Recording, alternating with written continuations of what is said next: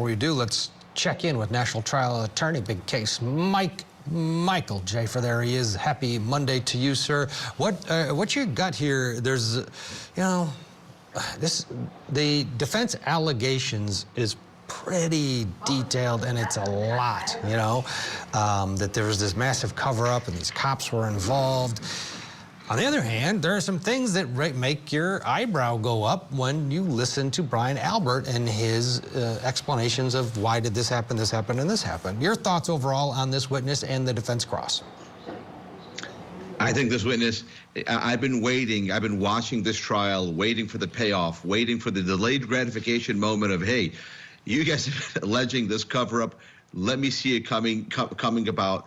Maybe this Brian Albert, maybe he's at the beginning of it. I was having a hard time following the testimony of the phone is in his bed, his wife's phone is in his bed, and even the defense attorney told him, hey, you know what I'm about to ask. I think this defense attorney is very, very, very convinced of his story. He's very high on himself. He should be. So I'm just waiting for the payoff. There hasn't been that oomph yet of, oh my God, you were covering it up. You called this person between 1:45 a.m. and 6 a.m. I've called people, in that time in an accidental dial. I sleep with my phone in my bed some of the time. So I'm a little bit nonplussed. That's the answer, Ted. Michael, do you think that there's a chance or a point that the defense can go too far? Because they are picking out all of these things. I know they want it all to equal reasonable doubt, but they're asking about the butt dial. They've asked about the dog being rehomed 4 months later, and they showed that video of them roughhousing inside of the bar. They want it all to equal murder or cover-up, but I don't know if they're going to be able to get there to really connect the two. But is the jury turned off by just finding so many little things and saying, oh, you dropped your gum that day. Isn't that strange? Why did you do that? Yeah, I think the jury will. I think this jury came in here with the weight of an entire community on their back. That community is different. They're unique. Their mistrust of their police and their institutions is the worst I've ever seen, right? So what I'm cognizant of is the fact that this is still the prosecution's case, and so the defense don't really have the right to call things in the order they want. They simply have to pick at what the prosecution does. The prosecution has choreographed not only their witnesses, but the order of which they call their witnesses. They've choreographed it carefully because they know what the defense's playbook is. Everybody's known the defense's playbook for months now, right? So I think once the defense brings on their own case, they're going to be able to go after the meaty evidence that they have, which is the pictures of the arm, the dog bites on the arm. They're going to be able to go after that in the order and in the sequence that they want, right? Right now, they're stuck with the sequence that the prosecution has curated and choreographed. So for that reason, I think I'm gonna reserve my ultimate judgment until the defense puts on their case. But yes, I agree with you, Julia. For now, it's not really this grand hallmark storybook, moment. Yeah. Stay tuned.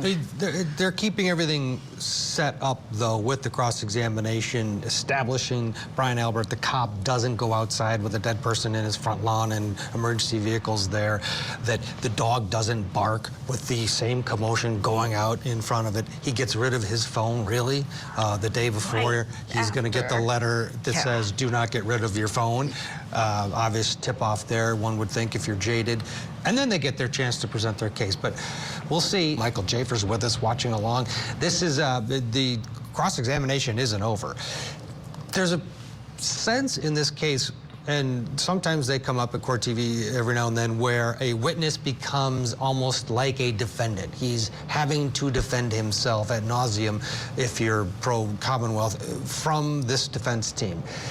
That's a sideshow, because now a juror is trying to evaluate the trustworthiness of a witness. And doesn't that inherently help the defense and create some reasonable doubt?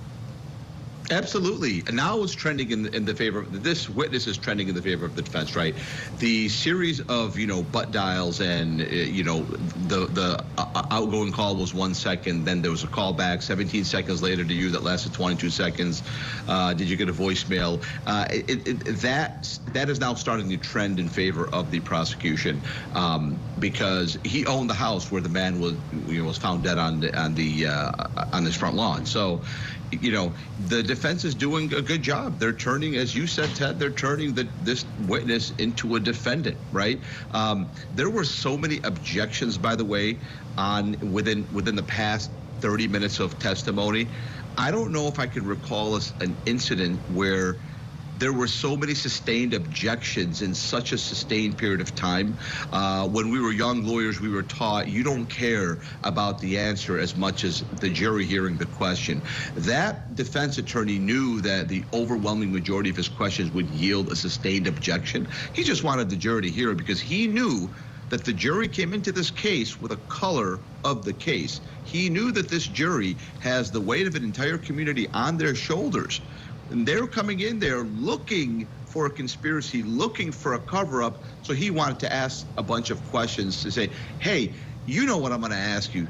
Objection sustained. Hey, you know exactly how this works with an iPhone. Objection sustained. So, yeah, it's going in the favor of the momentum of this witness is going in the favor of the narrative that the defense is putting on. And that's what they want. When we come back, we're going to hear Brian Albert answer that question about, didn't you call everyone to get your story straight? And I think that's going to be a difficult thing to answer. Well, he's going to say no, absolutely not. And it'll be interesting to see if he comes out fighting a little bit more. Let's get a break here. And Michael Jaafar, thank you.